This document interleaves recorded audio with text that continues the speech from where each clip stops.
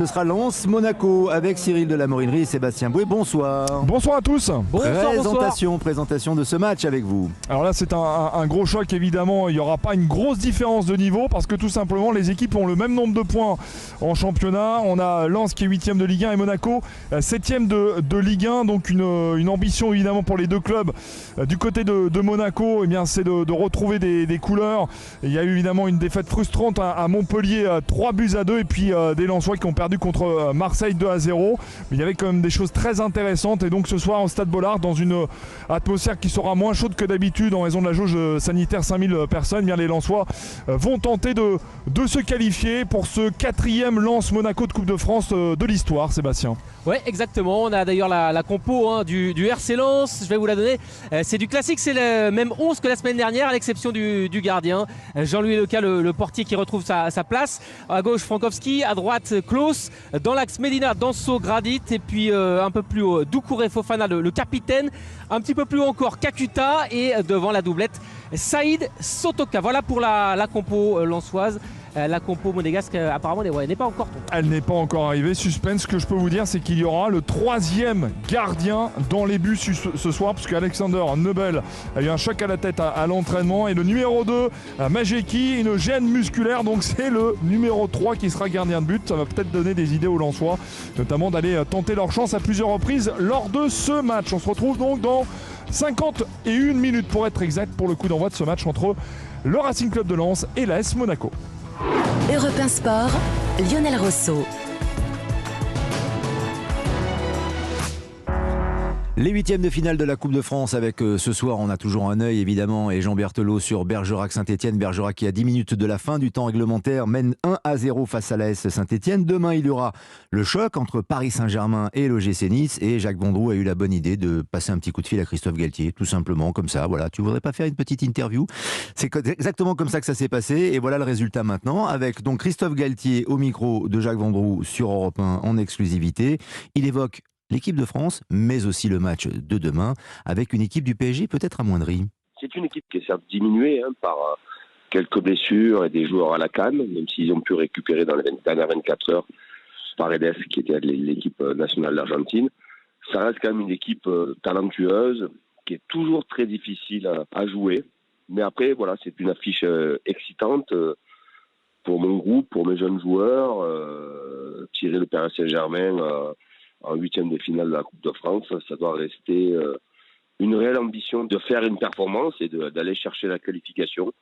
Mais au moins, ne pas être aussi obsédé que par le résultat, essayer de faire mieux que ce que nous avions fait en championnat, où on avait fait match nul, mais essayer de faire mieux dans le jeu, parce que je pense qu'il y aura des possibilités pendant le match. Ce qui est incroyable, vu de l'extérieur, c'est qu'on a l'impression que Nice est tout à fait capable, demain soir, de réaliser la belle performance de ces 8e de finale de la Coupe de France. Oui, c'est une impression, parce que ce que je vous disais auparavant, Jacques, il y a beaucoup d'absents, Neymar blessé, ils ont des blessés, ils ont des joueurs en sélection. Évidemment qu'on a un effectif de Paris affaibli. Après, il y a l'histoire du match, il n'y a pas de prolongation, on peut passer directement au tir au but, on l'a vu hier soir encore avec Marseille contre Montpellier. Donc ça reste une compétition ouverte, à nous de bien gérer leur temps fort, parce que je sais que quand ils sont dans leur temps fort, ils sont évidemment très dangereux. Mais aussi bien bénéficier et profiter des espaces qu'ils vont nous laisser. Elle est incroyable cette réussite avec l'OGC Nice depuis que vous êtes arrivé. Vous êtes surpris ? Surpris, non, c'est le fruit d'un travail au quotidien avec mon groupe, avec mon staff, bien évidemment, avec toutes les composantes du club. On est second, certes, les joueurs méritent d'être à cette place-là. On a des effectifs qui sont sûrement meilleurs et il faut rester les pieds sur terre, continuer à travailler et voir où ça va nous mener à quelques matchs de la fin du championnat. On verra, on fera un point et on verra si on pourra être bien placé pour le sprint final. Nice a un potentiel énorme. Oui, c'est un club tout à qui fait. Ne demande qu'à grandir. C'est un club qui demande à grandir. J'ai été séduit par le projet, évidemment, qui a l'OGC Nice, qui est un club historique, mais il y a aussi son propriétaire, le groupe Ineos, qui sont toujours performants dans toutes les disciplines sportives dans lesquelles ils s'engagent. Ils ont un savoir-faire, à nous de bien travailler et de bien collaborer pour se rendre encore plus performants, parce qu'on a encore des axes d'amélioration assez importants, à la fois au club, mais sur le terrain, en termes d'effectifs et de travail. Alors, à quelques heures de ce match contre le Paris Saint-Germain de demain soir, Si je vous dis que vous êtes un bâtisseur, c'est ce que vous aimez comme analyse? Oui, les gens disent ça, mais ça me pose aucun problème. C'est un compliment. On est dans une société de consommation. Je ne veux pas être un entraîneur que de passage. J'aime bien prendre les marques, imposer ma façon de voir les choses, ma façon de travailler, pour développer au maximum une équipe pour l'amener, et je l'espère, le plus haut possible. Mais mon parcours fait que, comme vous, Jacques, beaucoup de personnes disent que je suis un bâtisseur. Non mais c'est vrai. C'est-à-dire que partout où vous êtes passé, ça a duré longtemps et ça a marché. Ouais. Oui, ça a 7 ans et demi à Saint-Etienne avec belle marge de progression, 3 ans et demi à Lille avec beaucoup de succès. Voilà, et j'espère qu'on sera dans la continuité à Nice. Et je sais que c'est pour ça aussi que à la fois les dirigeants de l'OGC Nice et M. Jim Ratcliffe, propriétaire du groupe Ineos, sont venus me chercher. Je suis très heureux d'être là. Maintenant, il faut toujours chercher à s'améliorer, toujours être motivé pour aller le plus haut possible. Il y a prescription maintenant. Vous avez mis longtemps à hésiter quand vous avez décidé de quitter Lille pour aller à Nice. J'avais pris ma décision assez rapidement de quitter Lille pour différentes raisons. Mais la première des raisons était que ça faisait 3 ans et demi que j'étais là-bas et que les gens qui m'avaient recruté n'étaient plus là. Mais après, le choix entre Nice et d'autres prétendants, non, j'ai mis vraiment le temps, j'ai pesé le pour et le contre, j'ai étudié les projets. Est-ce que je devais aussi, j'avais une réflexion à savoir si je partais maintenant à l'étranger ou si je devais rester en France. J'ai essayé de faire une juste évaluation et j'ai pris la décision de venir rejoindre l'OGC Nice. L'étranger, ça vous a jamais tenté, quelque part?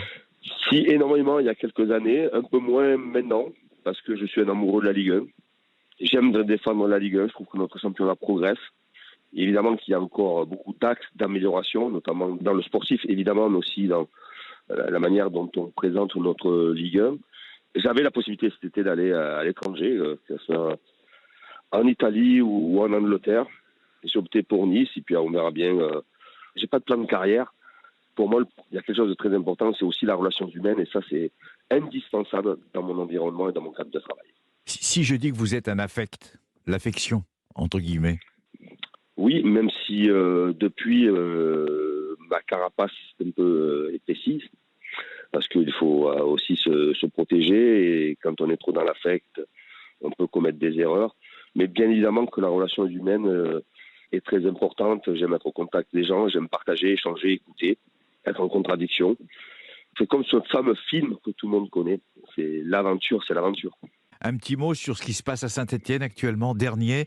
Je sais, on parlait d'affect tout à l'heure. Je sais que c'est un club où vous avez beaucoup travaillé, beaucoup progressé. Qu'est-ce que vous en pensez? C'est dur. Oui, c'est dur. Évidemment que j'aurai toujours cela d'un œil très averti. Ces derniers temps, un peu peiné. Voilà, la Saint-Etienne est arrivée à battre Angers sur un match en retard. Ils ont récupéré 3 points. Ils sont pas très loin du barragiste, pas très loin de la place du premier non relégable. Ça va être difficile. Je vois qu'ils s'activent énormément pour recruter et gagner en expérience. Évidemment que je leur souhaite de tout cœur un maintien. Voilà, après, il y a aussi tous les extra sportifs. Est-ce que le club est vendu, pas vendu? Donc, on est tous, et vous, le premier, Jacques, Oui. L'amour que les Français ont pour ce club-là. Et un petit mot sur l'OM, l'Olympique de Marseille. Allez, c'est votre club de cœur. Voilà. Qui fait une très bonne première partie de saison. Ils sont pour l'instant 3e, mais ils ont souvent un match en retard contre Lyon, qui se jouera la semaine prochaine, avec un entraîneur qui est là depuis maintenant quelques mois et qui a imposé son style, sa méthode, qui est quelque chose d'un peu atypique, mais qui marche et qui fonctionne bien. Bon, là, en plus, avec les jauges et le Covid, l'ambiance n'est pas trop là, mais si Marseille continue à performer comme il performe, avec le stade de Rome plein, évidemment, ça va être vraiment un prétendant au podium. Alors vous qui êtes un amoureux de la Ligue 1, du football en règle générale, une Coupe du Monde tous les 2 ans, c'est sérieux? Qu'est-ce que vous en pensez en tant qu'entraîneur, meneur d'hommes? Moi, je trouve qu'on va casser le mythe et l'histoire de la Coupe du Monde. Les joueurs jouent beaucoup. On a de plus en plus de matchs. On a rajouté une Coupe d'Europe déjà avec la Conférence Europe. On va rajouter une compétition. Je trouvais que la Coupe du Monde était un rendez-vous important tous les 4 ans. C'était le rendez-vous. Voilà. Est-ce qu'on ne va pas habituer les gens à voir tous les 2 ans une Coupe du Monde? On y rajoute des nations. On est à 48 nations. Est-ce qu'on va augmenter encore les nations et est-ce que la Coupe du Monde de demain ressemblera à la Coupe du Monde d'avant?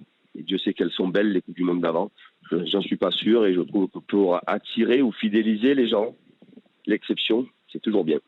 Vous vous êtes exprimé très rarement sur l'équipe de France de football qui est qualifiée pour le Qatar. Quel est votre avis? Je sais que vous connaissez Didier Deschamps, mais vous êtes exprimé rarement. Oui, mais c'est une grande performance de la part de Didier d'être dans la continuité, d'être toujours là.